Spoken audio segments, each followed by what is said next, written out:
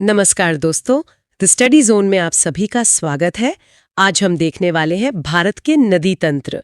इस वीडियो के हम सिंधु नदी तंत्र, गंगा नदी तंत्र, ब्रह्मपुत्र नदी तंत्र और दक्षिण भारत की नदियों के बारे में सब कुछ जानेंगे, जो सभी प्रकार के एग्जाम के लिए बहुत ही महत्वपूर्ण है। कुछ नया और अलग सीखने के लिए इस वीडियो को अंत तक जरूर देखें। तो ज्यादा समय ना लेते हुए चलिए वीडियो स्टार्ट करते हैं। तो इन विशाल नदी तंत्रों की गहराइयों में गोता लगाने से पहले भूगोल के दो बहुत ही बुनियादी शब्दों को समझना जरूरी है। ये शब्द इस पूरी चर्चा के दौरान बार बार सामने आएंगे। वो दो शब्द हैं उद्गम और मोहाना, है ना? बिल्कुल। पहला शब्द है उद्गम। ये वो जगह है जहां से कोई नदी जन्म लेती है। मतलब ये कोई बर्फ का बड़ा पहाड़ यानी ग्लेशियर हो सकता है, या कोई प्राकृतिक चश्मा जहां से पानी की पहली बूंद फूटती है। और दूसरा शब्द है मोहाना या संगम। ये नदी की जीवन यात्रा का अंतिम पड़ाव होता है, जहां वो किसी समुद्र, खाड़ी या किसी दूसरी बड़ी नदी में जाकर समा जाती है। पहाड़ों की बर्फ से लेकर समुद्र के खारे पानी तक की ये यात्रा बड़ी ही रोमांचक होती है, और यहाँ पर नदियों का एक बहुत ही अलग तरह का वर्गीकरण देखने को मिलता है। हाँ, आमतौर पर नदियों को दिशा या आकार के हिसाब से बांटा जाता है, लेकिन यहाँ उत्पत्ति और पहाड़ों के निर्माण के आधार पर नदियों को दो हिस्सों में रखा गया है: पूर्ववर्ती नदियां और अनुगामी नदियां। तो ये पूर्ववर्ती नदियां क्या होती हैं, इसे समझना बहुत दिलचस्प है। पूर्ववर्ती नदियां वे नदियां हैं जिनका वजूद हिमालय पर्वत के बनने से भी पहले का है। मतलब जब हिमालय था ही नहीं तब भी ये नदियां बह रही थी? बिल्कुल। लाखों साल पहले जब टेक्टोनिक प्लेट्स टकरा रही थीं और हिमालय पहाड़ धीरे धीरे ऊपर उठ रहा था, तब इन नदियों ने अपना रास्ता नहीं बदला। अरे वाह! इनमें पानी का वेग और बहाव इतना प्रचंड था कि जैसे जैसे पहाड़ उठते गए, ये नदियां उसी जगह पर उन पत्थरों को चीरती रहीं। समय के साथ पहाड़ बहुत ऊंचे हो गए और नदियों ने वहां बहुत गहरी घाटियां बना दी। और इन्हीं गहरी घाटियों को गॉर्ज कहा जाता है। सिंधु और सतलुज इसी पूर्ववर्ती श्रेणी की नदियां हैं। सही कहा। अगर इसे एक उदाहरण से समझें तो पूर्ववर्ती नदियां उस इंसान की तरह है जो किसी भी बड़ी मुसीबत या पहाड़ जैसी चुनौती के सामने अपना रास्ता नहीं बदलता, बल्कि उसे बीच से चीर कर आगे निकल जाता है। ये बहुत ही सटीक उदाहरण है। और इसके ठीक विपरीत अनुगामी या अनुवर्ती नदियों का जिक्र आता है। ऐसा लगता है जैसे ये नदियां थोड़ी अवसरवादी होती हैं। हाँ, बिल्कुल। अनुगामी नदियों का जन्म पहाड़ों और जमीन की पूरी तरह ढलाई हो जाने के बाद होता है। ये नदियां पत्थरों को काटकर अपना रास्ता बनाने की जिद नहीं करती। इसके बजाय जहां इन्हें कमजोर चट्टानें या प्राकृतिक ढलान मिलती है, ये बस उसी दिशा में बहने लगती हैं। सही। भारत के मध्य भाग में बहने वाली चंबल और बेतवा नदियां इसी श्रेणी में आती हैं, जो ढलान के अनुसार अपना मार्ग तय करती हैं। तो चलिए सबसे पहले उस नदी की बात करते हैं जिसने हिमालय के उठते हुए सीने को चीरकर अपना रास्ता बनाया है, विशाल सिंधु नदी तंत्र। इस महान नदी की शुरुआत भारत से नहीं, बल्कि तिब्बत की ऊंचे और ठंडे पठारों से होती है। वहां कैलाश पर्वत श्रेणी के पास बुखरचू ग्लेशियर स्थित है, जिसे इसका उद्गम माना जाता है। और तिब्बत में इस नदी को सिंगी खम्बन कहा जाता है। इस नाम का अर्थ शेर मुख बताया गया है। शेर मुख, जो शायद इस नदी की उस प्रचंड शक्ति और शोर की ओर इशारा करता है जब ये बर्फ के पहाड़ों से नीचे उतरती है। और उस शेर मुख से निकलने के बाद इस नदी की जो यात्रा शुरू होती है वो बहुत ही लंबी और घुमावदार है। ये उत्तर पश्चिम दिशा में बहते हुए भारतीय सीमा की ओर बढ़ती है। हाँ, लद्दाख के पास दमचोक नामक जगह से ये भारत में प्रवेश करती है। प्रवेश करने के बाद ये लद्दाख और जास्कर पर्वत श्रेणियों के बिल्कुल बीचों बीच अपनी गहरी घाटी बनाते हुए बहती है। यहाँ ध्यान देने वाली एक खास भौगोलिक जानकारी ये है कि लद्दाख का जो लेह शहर है वो इसी सिंधु नदी के दाहिने तट पर बसा हुआ है। और फिर ये चिल्लास के पास से पाकिस्तान में चली जाती है। अगर इस पूरी यात्रा को अंकों में देखा जाए तो ये हैरान करने वाला है। सिंधु नदी की कुल लंबाई 2880 किलोमीटर दर्ज है। 2880 किलोमीटर कोई छोटी दूरी नहीं है। बिल्कुल नहीं। और इस 2880 किलोमीटर की लंबी यात्रा में से भारत के हिस्से में 1114 किलोमीटर का प्रवाह आता है। बाकी की दूरी तिब्बत और अंततः पाकिस्तान के मैदानी इलाकों में तय होती है। लेकिन इस लंबी यात्रा में सिंधु अकेली नहीं बहती। कोई भी बड़ा नदी तंत्र अपनी सहायक नदियों के बिना अधूरा है। भूगोल में किसी भी नदी तंत्र को पढ़ते समय बाईं और दाईं ओर की सहायक नदियों को पहचानना एक बड़ी चुनौती होती है। पर इसे याद रखने का एक बहुत ही व्यावहारिक तरीका है। इसे समझने के लिए कल्पना की जा सकती है कि अगर कोई व्यक्ति ठीक उसी दिशा में मुंह करके खड़ा हो जिस दिशा में नदी का पानी बह रहा है। हाँ, और जो बायां हाथ होगा वो बायां तट कहलाएगा। हाँ, अगर इसी नियम को सिंधु नदी पर लागू किया जाए तो दाईं ओर से आकर मिलने वाली कई नदियां हैं। श्योक, नुब्रा, गिलगित, काबुल, स्वात, कुर्रम और गोमल नदियां इस सूची में प्रमुख हैं। यहाँ ये भी जानना जरूरी है कि इनमें से कुर्रम और गोमल नदियां पाकिस्तान की सुलेमान पर्वत श्रेणी से निकलकर सिंधु में मिलती हैं। दाईं ओर की नदियां भौगोलिक दृष्टि से महत्वपूर्ण तो हैं, लेकिन अगर इतिहास, कृषि और सभ्यताओं की बात की जाए तो बाईं ओर से आकर मिलने वाली नदियां कहीं ज्यादा अहमियत रखती हैं। और बाईं ओर से मिलने वाली इन 5 प्रमुख नदियों के समूह को ही पंचनद कहा जाता है। ये वही पंचनद है जिसके नाम पर पंजाब शब्द की उत्पत्ति हुई है, जिसका अर्थ है 5 नदियों की उपजाऊ भूमि। भूगोल का गहराई से अध्ययन करने वालों के लिए इन 5 नदियों का उत्तर से दक्षिण की ओर सही क्रम याद रखना बेहद जरूरी है। उत्तर से शुरू करें तो ये क्रम बनता है: झेलम, फिर चिनाब, उसके बाद रावी, फिर व्यास और सबसे अंत में सतलुज। इन 5 नदियों में से हर एक की अपनी एक अलग कहानी है। अगर चिनाब नदी को देखें तो ये सिंधु की सबसे बड़ी सहायक नदी मानी जाती है। इसका उद्गम हिमाचल प्रदेश के बारालाचा दर्रे से होता है।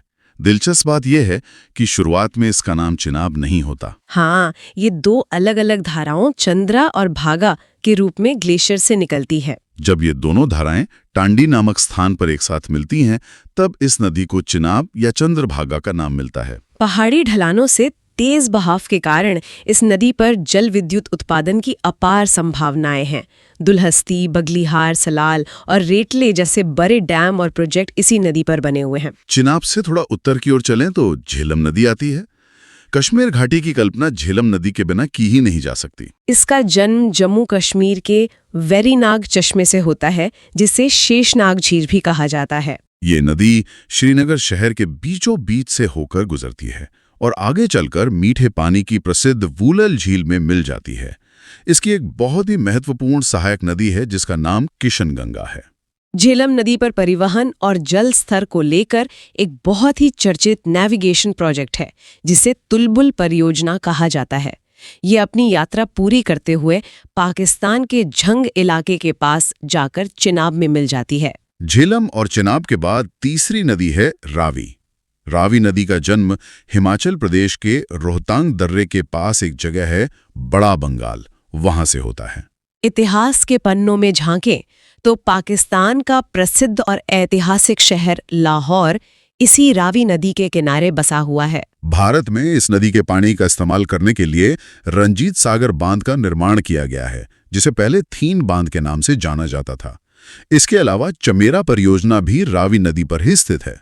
रावी के ठीक दक्षिण में एक और नदी है, व्यास नदी। ये भी रोहतांग दर्रे के ही पास स्थित व्यास कुंड से जन्म लेती है।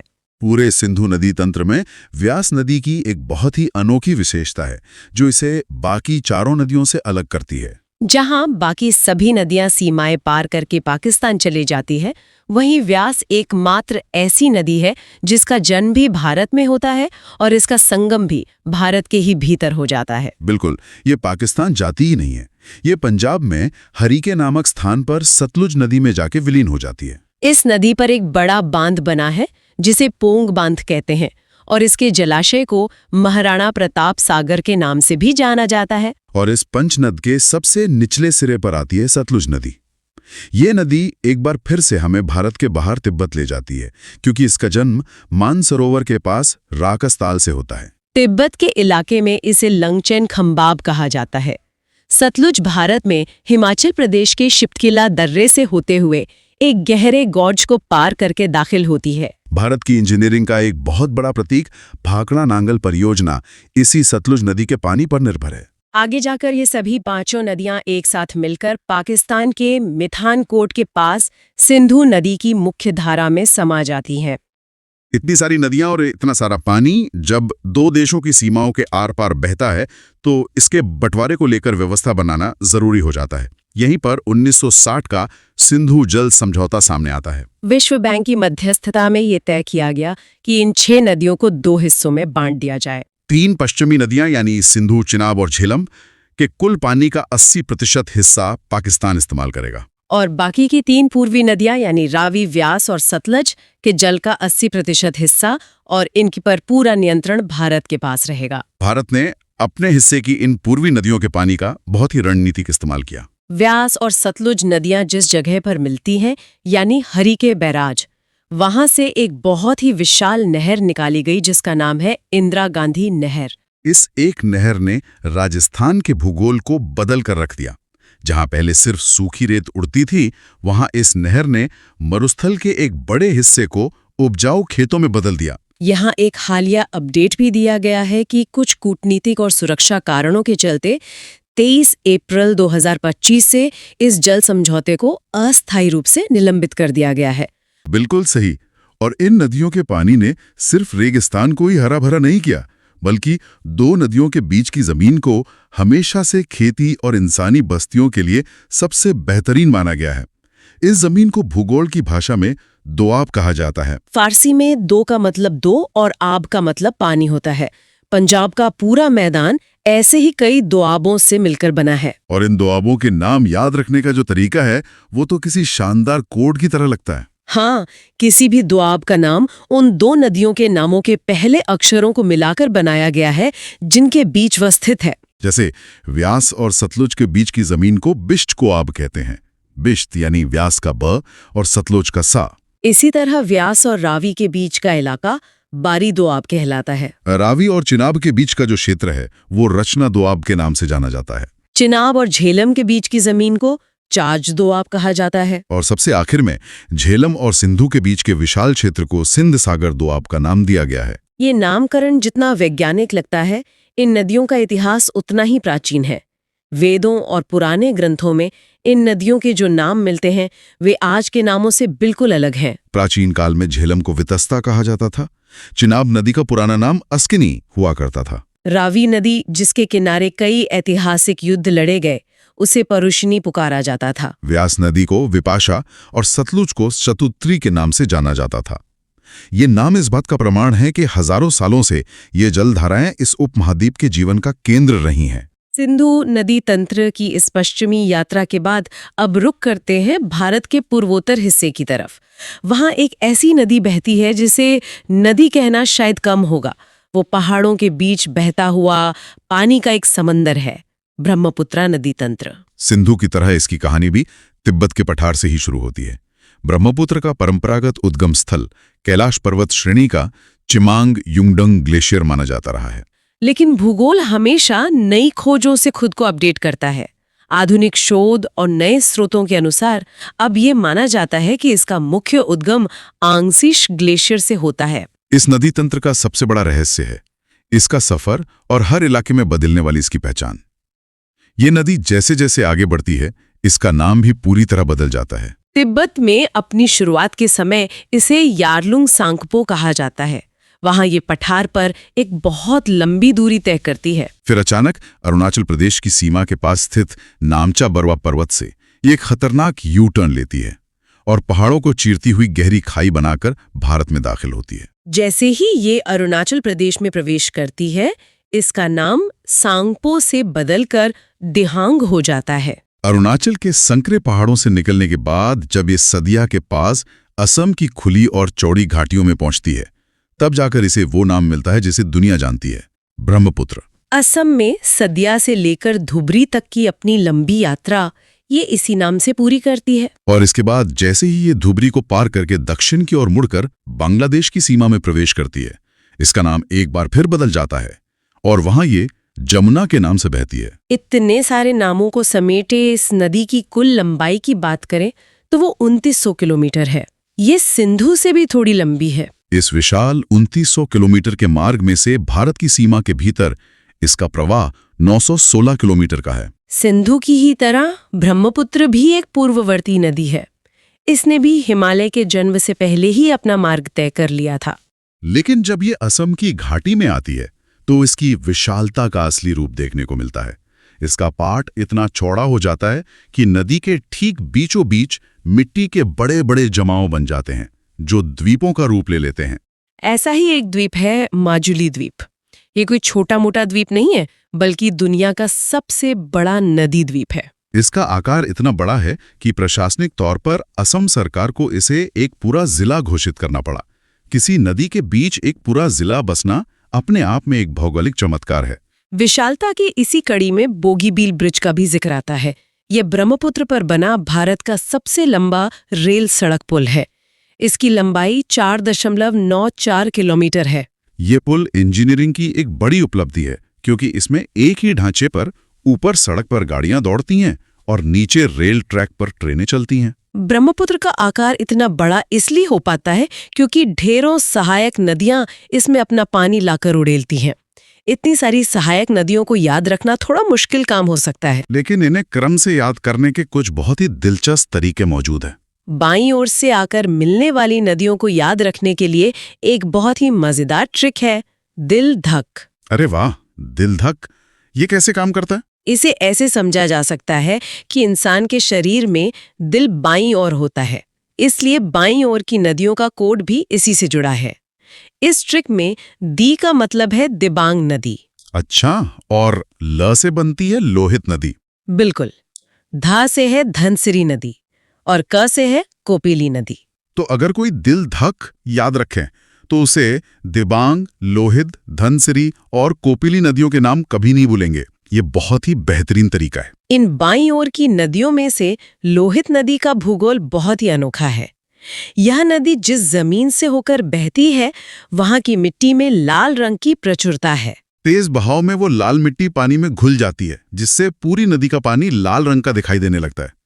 इसी वजह से इसे अक्सर खूनी नदी भी कहा जाता है। भारत के इंफ्रास्ट्रक्चर का एक बहुत ही महत्वपूर्ण हिस्सा भूपेन हजारिका सेतु इसी लोहित नदी पर बना है। ये भारत का सबसे लंबा नदी पुल है, जिसकी कुल लंबाई 9.15 किलोमीटर है और ये असम को सीधे अरुणाचल प्रदेश से जोड़ने का काम करता है। बाईं ओर के बाद अगर दाईं ओर से मिलने वाली नदियों पर नजर डालें तो सबसे ऊपर नाम आता है सुबनसिरी का। ये कोई आम सहायक नदी नहीं है, बल्कि जल की मात्रा के हिसाब से ये ब्रह्मपुत्र की सबसे बड़ी सहायक नदी है। इसके अलावा भूटान के पहाड़ों से उतरकर आने वाली मानस नदी भी दाईं ओर से ही मिलती है।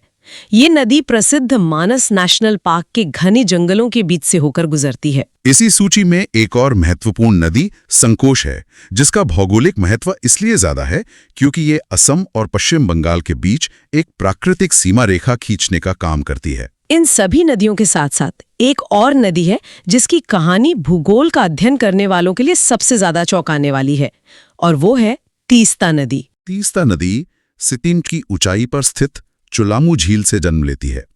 अगर आज का नक्शा देखा जाए तो ये नदी सिक्किम से होते हुए सीधा बांग्लादेश में जाती है और वहां जमुना यानी ब्रह्मपुत्र नदी में मिल जाती है। लेकिन यहाँ एक ऐसी घटना का जिक्र है जिसने इस नदी के इतिहास को ही पलट कर रख दिया। जानकारी के अनुसार तीस्ता नदी हमेशा से ब्रह्मपुत्र की सहायक नदी नहीं थी। जी हाँ, पहले ये अपना पानी गंगा नदी के तंत्र में जाकर मिलाती थी। ये गंगा की सहायक नदी हुआ करती थी। ये सचमुच में भूगोल का एक बड़ा उलटफेर है। साल 1787 में इस इलाके में एक बहुत ही भयंकर और प्रलयंकारी बाढ़ आई। उस बाढ़ में पानी का वॉल्यूम और वेग इतना ज्यादा था कि उसने जमीन की पूरी रूपरेखा ही बदल दी। उस एक बाढ़ के कारण रातों रात तीस्ता नदी ने अपना पुराना मार्ग छोड़ दिया। उसने अपनी दिशा बदली और गंगा नदी का साथ छोड़कर हमेशा के लिए ब्रह्मपुत्र की सहायक नदी बन गई। और 1787 से लेकर आज तक तीस्ता उसी नए रास्ते पर बह रही है। अब गंगा नदी तंत्र देखते हैं। इसका पूरा बेसिन लगभग 8 लाख वर्ग किलोमीटर के एक बहुत बड़े क्षेत्र में फैला हुआ है। 8 लाख वर्ग किलोमीटर, ये तो भारत और बांग्लादेश की पूरी जीवन रेखा है। सही कहा। जब हम 8 लाख वर्ग किलोमीटर कहते हैं तो इसका सीधा सा मतलब है कि ये केवल पानी का बहाव नहीं है, बल्कि करोड़ों लोगों की अर्थव्यवस्था, कृषि, वनस्पति और पूरे समाज का आधार है।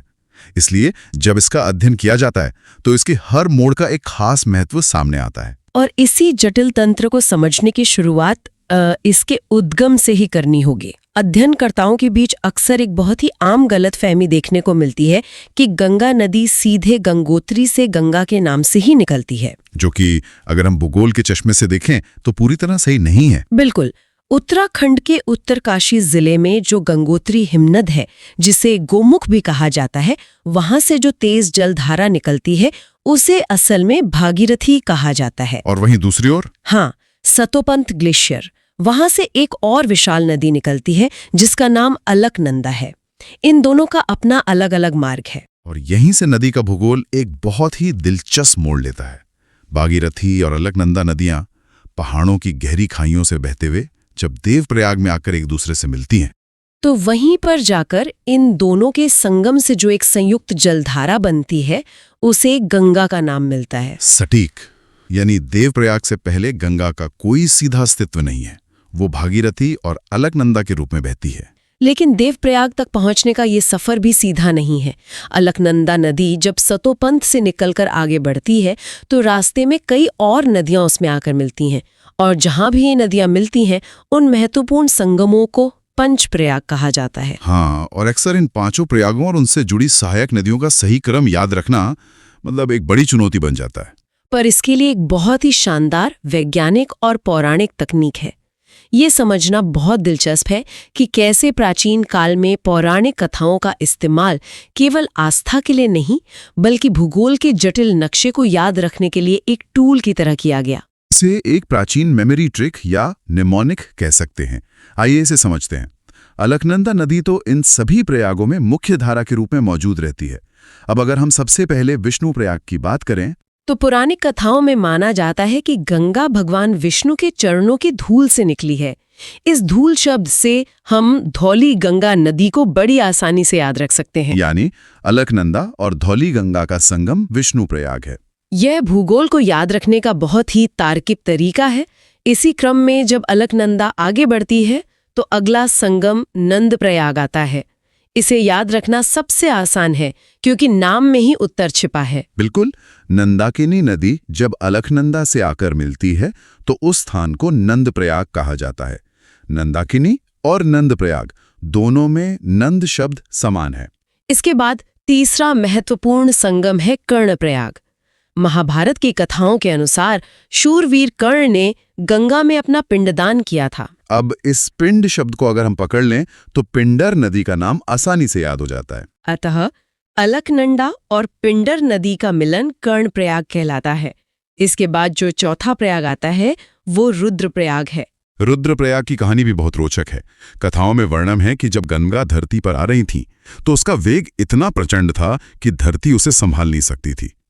तब भगवान रुद्र यानी शिव ने अपनी जटाओं में गंगा को धारण करके उसके वेग को मंद कर दिया था। और इस मंद शब्द से मंदाकिनी नदी को याद रखा जा सकता है। यह वही मंदाकिनी नदी है जो केदारनाथ घाटी से बहकर आती है।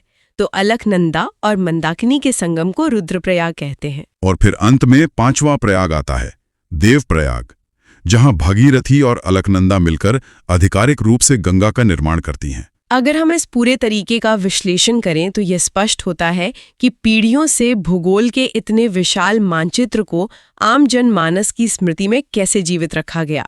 बिना किसी आधुनिक जीपीएस या नक्शे के ये कहानियां वास्तव में दिशाओं और नदियों के प्रवाह को याद रखने के सूत्र हैं। उद्गम और इन प्रयागों के अद्भुत भूगोल को समझने के बाद अब कुछ ऐसे महत्वपूर्ण तथ्यों और विज्ञान पर बात करते हैं जो परीक्षा और ज्ञान दोनों के लिए बहुत जरूरी हैं। अगर हम आंकड़ों की बात करें तो गंगा नदी की कुल लंबाई 2525 किलोमीटर है। 2525 किलोमीटर।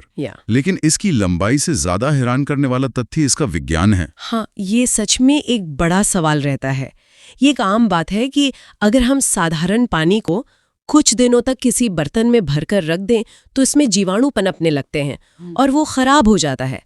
लेकिन गंगा जल को सालों तक बंद रखने पर भी उसमें बदबू क्यों नहीं आती? इस सवाल का जवाब जीव विज्ञान के एक बहुत ही गहरे रहस्य में छिपा है। गंगा जल के अंदर एक विशेष प्रकार का वायरस पाया जाता है जिसे बैक्टीरियोफेज कहा जाता है। बैक्टीरियोफेज? अगर हम इस शब्द को तोड़ें तो इसका मतलब ही है बैक्टीरिया को खाने वाला। सही कहा, यह बैक्टीरियोफेज वायरस पानी में पनपने वाले उन सभी हानिकारक जीवाणुओं को नष्ट कर देता है जो पानी को सड़ाने का कारण बनते हैं। बिल्कुल। एक तरह से देखा जाए तो ये नदी का अपना एक प्राकृतिक इम्यून सिस्टम या जल शोधन प्रणाली है जो पानी को लंबे समय तक शुद्ध बनाए रखती है। ये सचमुच एक प्राकृतिक चमत्कार है और इस नदी के महत्व को देखते हुए कानूनी और ऐतिहासिक स्तर पर भी कई बड़े कदम उठाए गए 4 नवंबर 2008 को इसे भारत की राष्ट्रीय नदी घोषित किया गया। और कानूनी दुनिया में एक बहुत ही दिलचस्प घटना तब घटी जब 20 मार्च 2017 को उत्तराखंड हाईकोर्ट ने एक ऐतिहासिक फैसला सुनाते हुए गंगा नदी को एक जीवित मानव का दर्जा दे दिया। ये जीवित मानव या लिविंग एंटिटी का दर्जा कोई छोटी बात नहीं है। इसका सीधा सा मतलब ये है कि कानूनी रूप से इस नदी को वो सभी अधिकार प्राप्त हैं जो एक इंसान को होते हैं। अगर कोई इस नदी को प्रदूषित करता है तो कानूनी नजरिए से वो वैसा ही अपराध है जैसे किसी इंसान को नुकसान पहुंचाना। यह पर्यावरण संरक्षण के क्षेत्र में एक बहुत बड़ी पहल है। और जब हम संरक्षण की बात करते हैं तो गंगा में पाई जाने वाली मीठे पानी के दुर्लभ डॉल्फिन को नजरअंदाज नहीं किया जा सकता, जिसे राष्ट्रीय जलीय जीव घोषित किया गया है। उस डॉल्फिन के बारे में सबसे खास बात यह है कि वो केवल साफ और मीठे पानी में ही जीवित रह सकती है। खारे पानी या समुद्र में उसका बचना संभव नहीं है। यानी अगर गंगा में डॉल्फिन मौजूद है तो वो इस बात का इंडिकेटर है कि उस इलाके का पानी साफ है। इसी शुद्धता को वापस लाने और प्रदूषण को खत्म करने के लिए जून 2014 में नमामि गंगे परियोजना की शुरुआत की गई थी। बिल्कुल। पहाड़ों का सफर, उद्गम और विज्ञान को डिकोड करने के बाद अब नदी के उस स्वरूप को देखते हैं जहां वो अपना असली विशाल आकार लेना शुरू करती है, यानी मैदानी यात्रा। उत्तराखंड के पहाड़ों को चीरने के बाद हरिद्वार वो पहला स्थान है जहां गंगा पहली बार मैदानी इलाके में उतरती है। और अगर हम उत्तर प्रदेश की बात करें तो राज्य में इसका प्रवेश बिजनौर जिले से होता है। मैदानी भागों में आते ही इसमें कई सहायक नदियां आकर मिलने लगती हैं। इन सहायक नदियों को समझने का सबसे बेहतरीन तरीका है इन्हें बाएं और दाएं तट के अनुसार बांटना। आइए पहले बाएं तट यानी पश्चिम से पूर्व की ओर बहते हुए नदी के प्रवाह की दिशा में बाईं ओर से मिलने वाली प्रमुख नदियों का विश्लेषण करते हैं। इस क्रम में सबसे पहली प्रमुख सहायक नदी रामगंगा आती है। ये नदी अपनी जैव विविधता के लिए बहुत खास है क्योंकि ये जिम कॉर्बेट नेशनल पार्क के बीच से होकर गुजरती है। रामगंगा के बाद बाएं तट पर अगली नदी आती है गोमती। गोमती नदी का भूगोल अध्ययनकर्ताओं के लिए बहुत ही विशिष्ट है। हाँ, गंगा की प्रमुख सहायक नदियों में गोमती एकमात्र ऐसी नदी है जिसका उद्गम पहाड़ों या किसी ग्लेशियर से नहीं होता। ये पूरी तरह से एक मैदानी नदी है जिसका उद्गम उत्तर प्रदेश के पीलीभीत जिले में स्थित फुलहर झील से होता है। ये एक शांत स्वभाव की नदी है और उत्तर प्रदेश की राजधानी लखनऊ इसी के किनारे बसा हुआ है। गोमती के बाद पूर्व की ओर आगे बढ़ने पर घाघरा नदी का तंत्र आता है। इसका निर्माण दो नदियों के मिलने से होता है जो नेपाल से आती हैं। नेपाल से निकलने वाली काली नदी को भारत में शारदा कहा जाता है और कर्नाली नदी को भारत में घाघरा कहा जाता है। जब शारदा नदी घाघरा में मिल जाती है तो उसे आगे घाघरा ही कहा जाता है। इसका एक बहुत बड़ा सांस्कृतिक पहलू ये भी है कि उत्तर प्रदेश के अयोध्या में इसी नदी को सरयू के नाम से जाना जाता है। इसके बाद नेपाल हिमालय से ही एक और नदी निकलकर आती है गंडक। नेपाल में इसके दो नाम बहुत प्रसिद्ध हैं, नारायणी और शालिग्रामी। इसे शालिग्रामी इसलिए कहते हैं क्योंकि इसके तल में विशेष प्रकार के काले रंग के गोल पत्थर पाए जाते हैं जिन्हें शालिग्राम कहा जाता है। गंडक के बाद जो नदी आती है उसका भूगोल और स्वभाव दोनों बहुत आक्रामक है। हम बात कर रहे हैं कोसी नदी की। कोसी नदी का नाम आते ही भीषण बाढ़ और तबाही का चित्र सामने आ जाता है। ये नदी अपने बहाव का रास्ता तेजी से बदलने के लिए जानी जाती है। इसका कारण यह है कि ये पहाड़ों से बहुत भारी मात्रा में गाद और मिट्टी लेकर आती है जो इसके रास्ते को ब्लॉक कर देती है, जिससे ये नया रास्ता बना लेती है। इसे विनाशकारी प्रकृति के कारण कोसी नदी को बिहार का शोक कहा जाता है। और बाएं तट की नदियों के इस लंबे क्रम में भारत के भीतर आखिरी नाम आता है महानंदा का। दार्जिलिंग की पहाड़ियों से निकलने वाली महानंदा भारत में बाएं तट से गंगा में मिलने वाली अंतिम प्रमुख सहायक नदी है। बाएं तट का ये पूरा खाका समझने के बाद अब हमारी चर्चा का रुख दाएं तट यानी दक्षिण की ओर से गंगा में मिलने वाली नदियों की तरफ होना चाहिए। यहाँ का भूगोल हिमालयी नदियों से एकदम अलग है। यहाँ सबसे पहले ध्यान खींचती है सोन नदी। मध्य प्रदेश की अमरकंटक पहाड़ियों से निकलने वाली सोन नदी दक्षिण दिशा से आकर सीधे गंगा में मिलने वाली सबसे बड़ी सहायक नदी है। सोन नदी का नाम इसके इतिहास से जुड़ा है। प्राचीन काल से ही इसे स्वर्ण नदी कहा जाता रहा है क्योंकि एक समय था जब इस नदी की रेत में सोने के छोटे छोटे कण पाए जाते थे। ये सीधे जाकर गंगा में मिल जाती है। लेकिन जब हम दाएं तट की बात कर रहे हैं तो गंगा की सबसे प्रमुख, सबसे बड़ी सहायक नदी यमुना का गहन विश्लेषण करना बहुत जरूरी है। यमुना सिर्फ एक सहायक नदी नहीं है, बल्कि अपने आप में एक पूरा तंत्र है। इसका उद्गम उत्तराखंड में बंदरपूछ चोटी पर स्थित यमुनोत्री ग्लेशियर से होता है। यमुना नदी की कुल लंबाई 1376 किलोमीटर है। ये इतना लंबा सफर तय करके उत्तर प्रदेश के प्रयागराज में पहुंचती है, जहां इसका संगम गंगा से होता है। इसे त्रिवेणी संगम कहा जाता है क्योंकि ऐसा माना जाता है कि यहाँ दृश्य रूप में गंगा और यमुना मिलती हैं और अदृश्य रूप में विलुप्त हो चुकी सरस्वती नदी भी यहीं आकर मिलती है। यमुना के इस लंबे सफर में उसकी अपनी कई बड़ी सहायक नदियां हैं। यमुना की सबसे बड़ी सहायक नदी की बात करें तो वो टोंस नदी है। टोंस नदी दो धाराओं सुपेन और रूपेन के संगम से बनती है। शुरुआत में इसे तमसा भी कहा जाता है, जो आगे चलकर टोंस बन जाती है। लेकिन यमुना के पूरे तंत्र में सबसे रोमांचक और भौगोलिक रूप से सबसे अनोखी नदी चंबल है। चंबल नदी का नाम सुनते ही बीहड़ों का ख्याल आता है, लेकिन ऐसा क्यों है? इसके पीछे एक बहुत ही दिलचस्प भौगोलिक कारण है। चंबल एक अध्यारोपित नदी है, जिसे अंग्रेजी में सुपर इम्पोज्ड रिवर कहते हैं। साधारण नदियां वहां बहती हैं जहां ढलान होती है, लेकिन अध्यारोपित नदी अपने मार्ग में आने वाली कठोर चट्टानों को सीधे ऊपर से नीचे की ओर काटती हुई आगे बढ़ती है। ये एक आरी की तरह जमीन को चीरती है। इसी वजह से चंबल के किनारे गहरे और ओबड़ खाबड़ खाइयों में बदल गए हैं, जिन्हें बीहड़ या बैडलैंड्स कहा जाता है। यही भूगोल है जिसने चंबल के बीहड़ों को ऐतिहासिक रूप से इतना दुर्गम बना दिया। इसके अलावा चंबल नदी अपने स्वच्छ जल और घड़ियाल संरक्षण के लिए भी पूरे देश में प्रसिद्ध है। चंबल की भी कई सहायक नदियां हैं, जिनमें शिप्रा नदी बहुत महत्वपूर्ण है। मध्य प्रदेश के उज्जैन में स्थित प्रसिद्ध महाकालेश्वर ज्योतिर्लिंग इसी शिप्रा नदी के तट पर है। इसके बाएं तट से बनास नदी भी आकर मिलती है। चंबल के साथ साथ यमुना की अन्य महत्वपूर्ण सहायक नदियों में बेतवा और केन का नाम आता है। आज के समय में बेतवा और केन इसलिए बहुत महत्वपूर्ण हो गई हैं क्योंकि केन बेतवा लिंक परियोजना भारत की पहली नदी जोड़ो परियोजना है। इसका मुख्य उद्देश्य पानी की अधिकता वाले क्षेत्र से पानी को उस क्षेत्र में पहुंचाना है जहां सूखे की स्थिति रहती है। चंबल, सिंध, बेतवा और केन ये सभी नदियां अपना जल यमुना में डालती हैं और फिर यमुना ये सारा जल लेकर प्रयागराज में गंगा को सौंप देती है। और ये विशाल जल राशि लेकर जब गंगा नदी आगे बढ़ती है तो अंततः पश्चिम बंगाल पहुंचती है। यहां से इसके मुहाने और बंगाल की खाड़ी तक के सफर की कहानी शुरू होती है। पश्चिम बंगाल में पानी की इस अथाह मात्रा को नियंत्रित करने के लिए फरक्का बैराज का निर्माण किया गया है। फरक्का बैराज पर आकर नदी के प्रवाह को दो मुख्य शाखाओं में बांट दिया जाता है ताकि पानी का सही नियंत्रण बना रहे।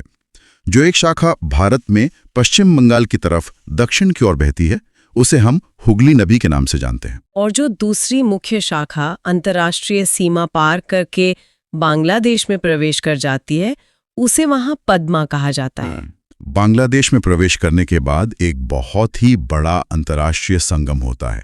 एक तरफ से पद्मा यानी गंगा आती है और दूसरी तरफ से ब्रह्मपुत्र नदी आती है, जिसे बांग्लादेश में जमुना कहा जाता है। जब पद्मा और जमुना दोनों नदियां एक दूसरे से मिलती हैं तो उनकी उस संयुक्त और बेहद विशाल जलधारा को मेघना कहा जाता है और इसी मेघना के रूप में ये नदी अंततः समुद्र में समा जाती है।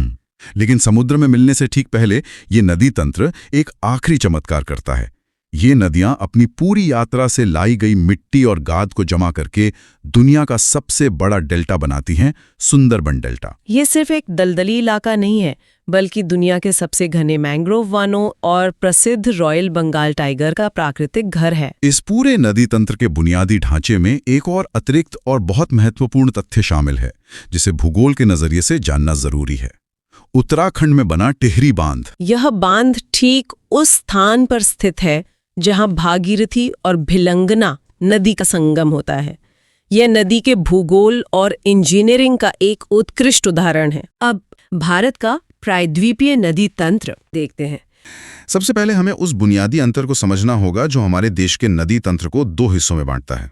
बिल्कुल, और इस विषय की एकदम ठोस नींव रखने के लिए सबसे पहले हमें हिमालयी नदियों और प्रायद्वीपीय नदियों के बीच का जो मुख्य वैज्ञानिक अंतर है उसे समझना बहुत जरूरी है। यहाँ जो सबसे दिलचस्प बात है वो ये कि इसे हम एक बहुत ही आसान उदाहरण से समझ सकते हैं। हिमालयी नदियाँ उस व्यक्ति की तरह हैं जिसके पास आमदनी के दो पक्के स्रोत हैं। मतलब उनके पास एक फिक्स्ड डिपॉजिट है। एकदम सही। उनके पास ग्लेशियर रूपी एक फिक्स डिपॉजिट है जो गर्मियों में पिघलकर उन्हें पानी देता है, और मानसून के समय बारिश की रेगुलर इनकम भी होती है। इसीलिए ये नदियां सदाबहार होती हैं। लेकिन जब हम प्रायद्वीपीय नदियों की बात करते हैं तो कहानी बिल्कुल बदल जाती है।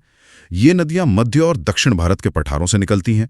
इनके पास कोई ग्लेशियर या बर्फ का पहाड़ नहीं होता। तो इसका मतलब ये पूरी तरह से मानसून पर यानी वर्षा के जल पर निर्भर होती हैं। जी हाँ, आप इन्हें सीजनल इकोनॉमी या मौसमी आय के तरह देख सकते हैं। गर्मियों में जब बारिश नहीं होती तो इनका जल स्तर बहुत घट जाता है। ये छोटी छोटी धाराओं में बढ़ जाती हैं और कई बार तो अपना अस्तित्व बचाने के लिए सूख भी जाती हैं। ये फिक्स्ड डिपॉजिट बनाम मौसमी आय वाला उदाहरण बहुत ही सटीक है। इससे पूरी तस्वीर साफ हो जाती है। अब चूंकि हम प्रायद्वीपीय नदियों की बात कर रहे हैं तो भूगोल के कुछ रोचक बेसिक कॉन्सेप्ट्स को भी स्पष्ट कर लेना चाहिए, क्योंकि अक्सर लोग प्रायद्वीप और खाड़ी जैसे शब्दों में उलझ जाते हैं। हाँ, ये बहुत कॉमन कंफ्यूजन है। अगर हम इसे बिल्कुल सरल भाषा में समझें तो प्रायद्वीप या पेनिनसुला जमीन का वह हिस्सा है जो तीन तरफ से पानी से घिरा हो। जैसे हमारा दक्षिण भारत, जिसके पूर्व में बंगाल की खाड़ी है, पश्चिम में अरब सागर है और दक्षिण में विशाल हिंद महासागर है। वहीं दूसरी ओर खाड़ी यानी गल्फ या बे पानी का वह हिस्सा है जो तीन तरफ से जमीन से घिरा हो, जैसे बंगाल की खाड़ी या खंभात की खाड़ी। बहुत बढ़िया तरीके से समझाया आपने। और भूगोल के इन बुनियादी शब्दों के साथ दो और बहुत ही महत्वपूर्ण शब्द आते हैं जो नदियों के मुहाने से जुड़े हैं, डेल्टा और एस्चुरी, जिसे हिंदी में ज्वारमद मुख भी कहते हैं।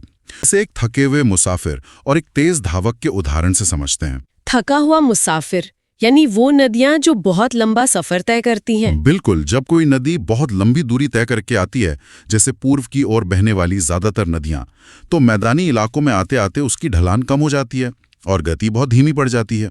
नदी अपने साथ जो भी मिट्टी, गाद और पत्थर लेकर आती है, उसे वो समुद्र में धकेलने की ताकत खो देती है और उसे किनारे पर ही जमा करने लगती है। इस भारी जमाव के कारण नदी खोद का रास्ता रोक लेती है और कई छोटी छोटी धाराओं में बढ़ जाती है। यही त्रिकोणीय आकार डेल्टा कहलाता है। और इसके ठीक विपरीत होता है एस्चुरी का निर्माण। मतलब जब नदी एक धावक की तरह तेज गति में हो। जब कोई नदी जैसे हमारी नर्मदा या ताप्ती किसी तेज ढलान से या संकरी घाटी से बहुत तेजी से बहकर सीधे समुद्र में गिरती है, तो उसके पास इतना वेग होता है कि वो अपने साथ लाई गई मिट्टी को किनारे पर जमा होने ही नहीं देती। अपनी प्रचंड गति के कारण वो सारी गाद को सीधे समुद्र के गहरे पानी में धकेल देती है। मुहाने पर कोई गाद जमा नहीं होती, बस नदी का मीठा पानी और समुद्र का खारा पानी एक गहरे चैनल में मिलते हैं।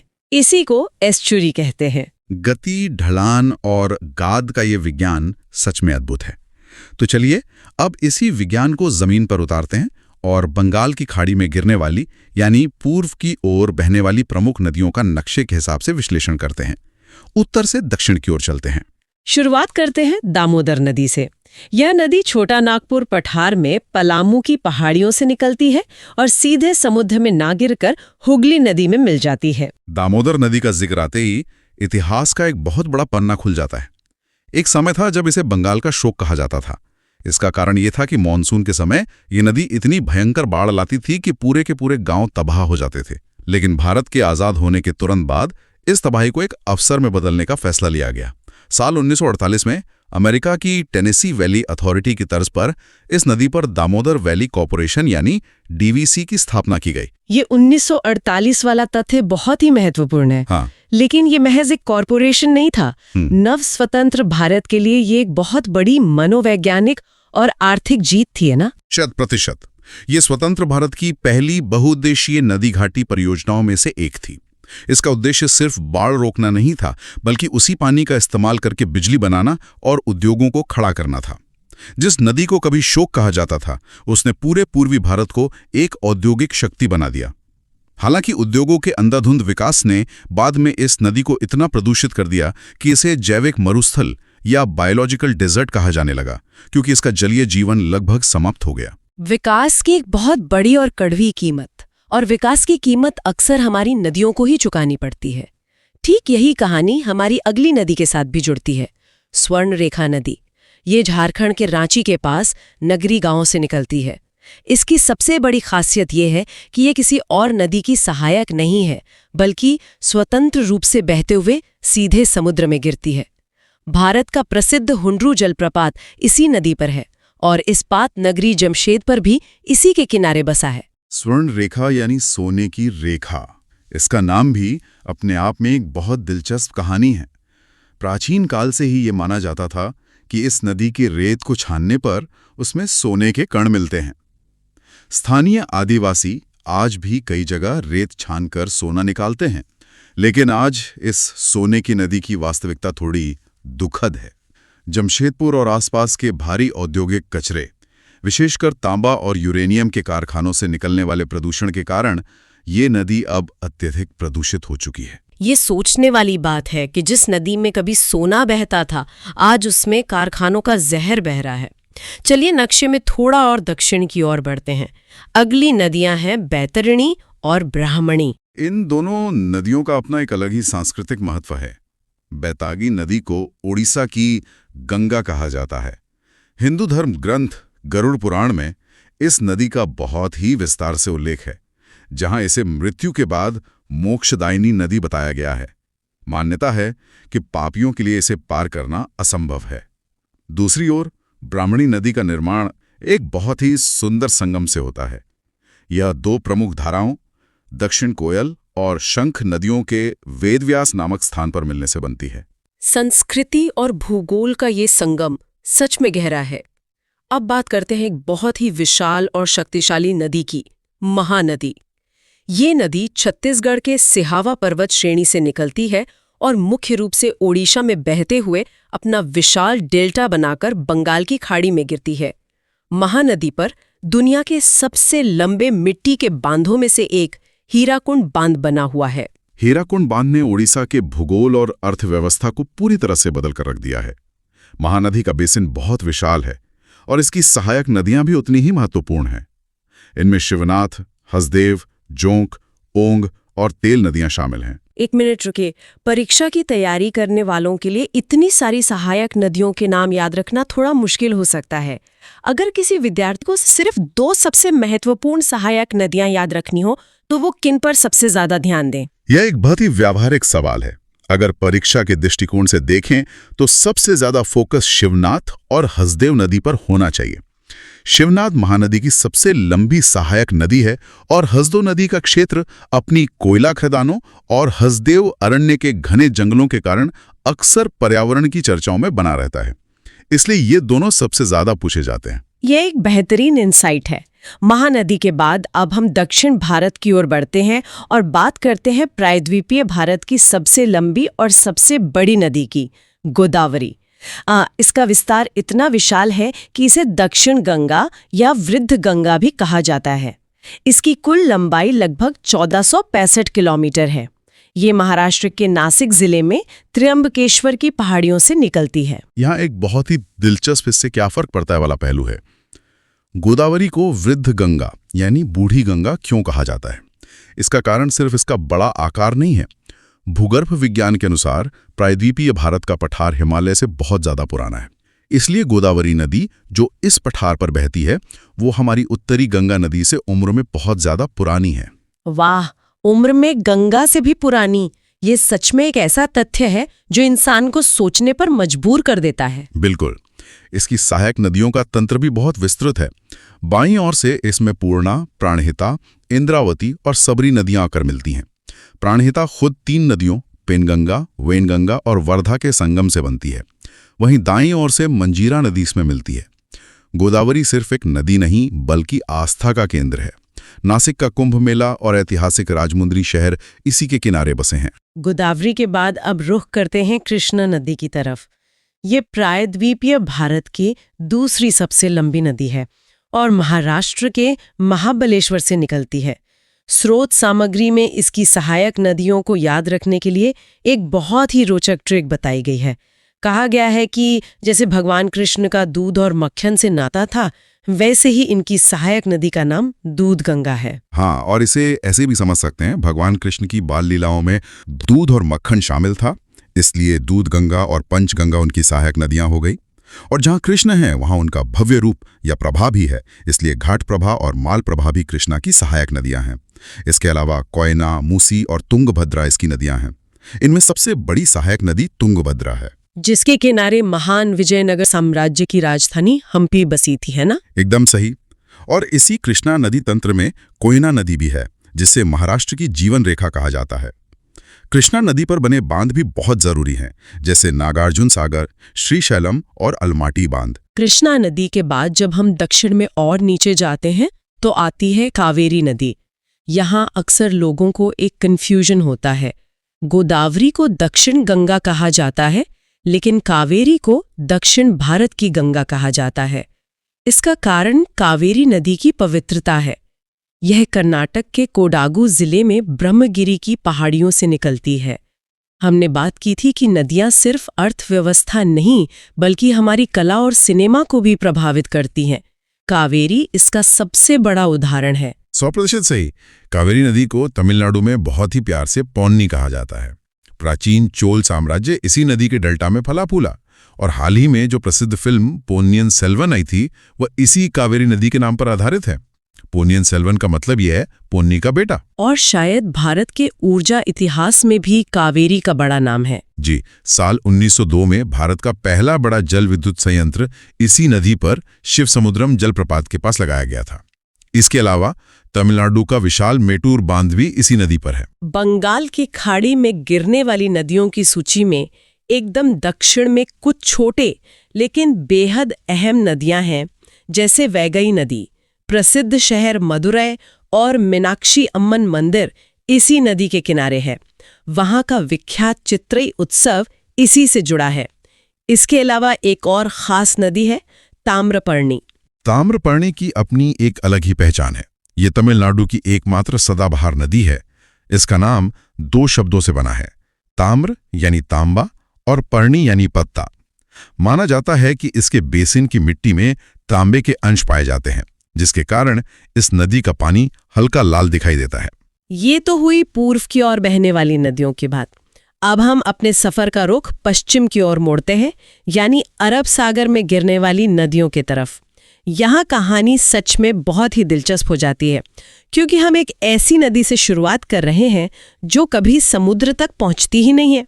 मैं बात कर रही हूँ लूनी नदी की। ये अरावली पर्वत श्रेणी से निकलती है और गुजरात के कच्छ के रण में जाकर गायब हो जाती है। इसे अंतःप्रवाही नदी कहते हैं। अंतःप्रवाही नदी सुनने में बहुत तकनीकी लगता है, लेकिन अगर मैं इसे आसान भाषा में समझाऊं तो जरा सोचिए कि आपने एक सूखे स्पंज पर पानी डाल दिया। क्या वो पानी स्पंज के पार गिरेगा? नहीं, वो स्पंज के अंदर ही सोख लिया जाएगा। लूनी नदी के साथ बिल्कुल ऐसा ही होता है। कच्छ का रण वो सूखा स्पंज है जो इस नदी को समुद्र तक पहुंचने से पहले ही सोख लेता है। लूनी को मरुस्थल की गंगा भी कहा जाता है। और शायद इसके पानी के खारेपन को लेकर भी एक बहुत ही रोचक तथ्य है। हाँ, बालोतरा तक इसका पानी मीठा रहता है, लेकिन उसके बाद जब ये रेगिस्तान के रेतीले इलाके से गुजरती है तो मिट्टी का नमक पानी में घुल जाता है और इसका पानी खारा हो जाता है। क्या कमाल का प्राकृतिक विज्ञान है। अब माही नदी की बात करते हैं। ये विंध्याचल पर्वत श्रेणी से निकलती है और खंबात की खाड़ी में गिरती है। माही नदी की सबसे अनोखी भौगोलिक विशेषता ये है कि ये कर्क रेखा यानी ट्रॉपिक ऑफ कैंसर को 2 बार काटती है। जरा नक्शे की कल्पना कीजिए। ये नदी मध्य प्रदेश से निकलकर पहले उत्तर की ओर बहती है और कर्क रेखा को पार करती है। फिर ये राजस्थान में एक यू टर्न लेती है और वापस दक्षिण की ओर गुजरात में आते हुए कर्क रेखा को दोबारा काटती है। राजस्थान का प्रसिद्ध बेड़ेश्वर धाम, जिसे आदिवासियों का कुंभ कहा जाता है, वो इसी माही नदी से जुड़ा है। माही नदी के उस यू टर्न के बाद अब आती है पश्चिम की ओर बहने वाली प्रायद्वीपीय भारत की सबसे लंबी नदी नर्मदा। इसकी कुल लंबाई 1312 किलोमीटर है। यह मध्य प्रदेश के अमरकंटक पठार से निकलती है। मध्य प्रदेश में इसके विशाल बहाव क्षेत्र के कारण इसे मध्य प्रदेश की जीवन रेखा कहा जाता है। नर्मदा और उसके ठीक नीचे बहने वाली ताप्ती नदी, इन दोनों को समझने के लिए हमें भ्रंश घाटी यानी रिफ्ट वैली के विज्ञान को समझना होगा। लाखों साल पहले भारी भूगर्भीय हलचलों के कारण जमीन का एक बहुत बड़ा हिस्सा नीचे धंस गया। आप इसे ऐसे समझ सकते हैं जैसे किसी केक के बीच का हिस्सा अचानक नीचे बैठ जाए। और इसी धसाव से जो गहरी खाई बनी उसे भ्रंश घाटी कहते हैं। सही? बिल्कुल। नर्मदा नदी उत्तर में विंध्याचल पर्वत और दक्षिण में सतपुड़ा पर्वत के बीच इसी गहरी दरार में बहती है। ताप्ती नदी भी सतपुड़ा और अजंता की पहाड़ियों के बीच ऐसी ही भ्रंश घाटी में बहती है। इसी संकरी घाटी और तीव्र ढलान के कारण ये नदियां डेल्टा नहीं बनाती, बल्कि सीधे समुद्र में गिरकर एस्चुरी बनाती हैं। ये लाखों साल पुराना भूगर्भीय इतिहास रोंगटे खड़े कर देता है। नर्मदा पर जबलपुर के पास प्रसिद्ध धुआंधार जलप्रपात है, जहां पानी इतनी ऊंचाई से गिरता है कि धुएं जैसा कोहरा बन जाता है। इसके अलावा सरदार सरोवर और ओंकारेश्वर जैसे विशाल बांध इसी नदी पर हैं। इसकी सबसे बड़ी सहायक नदी का नाम तवा है। और जैसा कि आपने ताप्ती नदी का जिक्र किया, ये मध्य प्रदेश के मुल्ताई की पहाड़ियों से निकलती है। ताप्ती नदी के किनारे ही मशहूर शहर सूरत और ऐतिहासिक शहर बुरहानपुर बसा हुआ है। बुरहानपुर को इतिहास में दक्षिण भारत का द्वार भी कहा जाता था, क्योंकि उत्तर से दक्षिण जाने वाले ज्यादातर रास्ते इसी नदी घाटी से होकर गुजरते थे। ताप्ती नदी पर उकाई और काकरापार जैसी महत्वपूर्ण परियोजनाएं भी स्थित हैं। नर्मदा और ताप्ती के बाद अब हम पश्चिमी घाट के किनारे किनारे दक्षिण की ओर चलते हैं, गोवा की तरफ। गोवा का पूरा जीवन दो प्रमुख नदियों पर निर्भर है, मांडवी और जुआरी। मांडवी नदी को गोवा की जीवन रेखा कहा जाता है। वो मशहूर दूधसागर झरना जो फिल्मों में दिखता है, वो इसी नदी पर है। वहीं जुआरी गोवा की सबसे लंबी नदी है, जिसके मुहाने पर मर्मुगांव पोर्ट स्थित है। और ब्यास से नीचे कर्नाटक की बात करें तो वहां पश्चिम की ओर बहने वाली गंगावेली और शरावती नदियां बहुत महत्वपूर्ण है। गंगावेली नदी अपने मगरमच्छ अभयारण्य के लिए जानी जाती है, जबकि शरावती नदी का नाम सुनते ही जहन में आता है भारत का प्रसिद्ध जोग जलप्रपात। इसे महात्मा गांधी वाटरफॉल भी कहते हैं। और हमारे इस प्रायद्वीपीय नदी तंत्र के सफर का अंतिम पड़ाव है केरल। केरल, जिसे गॉड जोन कंट्री कहा जाता है, वहां भरतपुझा दूसरी सबसे बड़ी नदी है। उसके बाद आती है पेरियार नदी, जो केरल की सबसे लंबी नदी है। इसे केरल की जीवन रेखा कहा जाता है। इडुक्की बांध इसी नदी पर स्थित है। और अंत में है पंबा नदी, जिसके किनारे प्रसिद्ध सबरीमाला मंदिर स्थित है। तो आज हमने देखा भारत के नदियों से रिलेटेड सभी महत्वपूर्ण तथ्य। उम्मीद है ये वीडियो आपको पसंद आया होगा, तो वीडियो को लाइक एंड शेयर करें और हमारे चैनल द स्टडी जोन को सब्सक्राइब करना ना भूलें। बहुत जल्द मिलते हैं ऐसी एक और इंटरेस्टिंग टॉपिक